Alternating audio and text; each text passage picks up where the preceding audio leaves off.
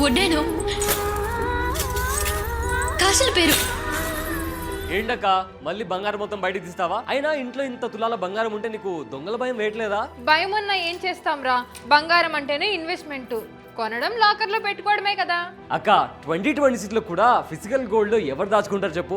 ఇప్పుడు గవర్నమెంట్ కొత్తగా ఈజీఆర్ అనే సిస్టమ్ ని తీసుకొచ్చింది. దీంతో నీ బంగారం పక్కా సేఫ్. అంతేకాకుండా నువ్వు ఎప్పుడు కావాలంటే అప్పుడు నీ బంగారాన్ని క్యాష్ రూపంలో మార్చుకోవచ్చు. ఈజీఆరా అంటే ఏంటి?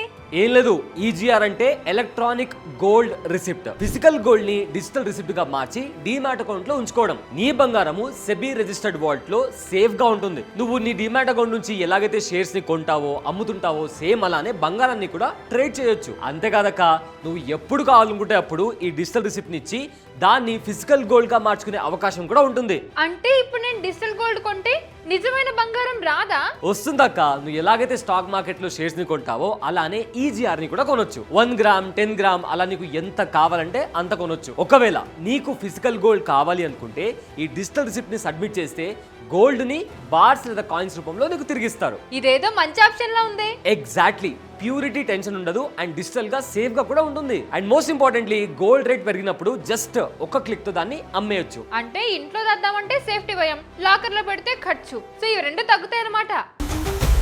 బాస్ వాలా, బీ ద బాస్.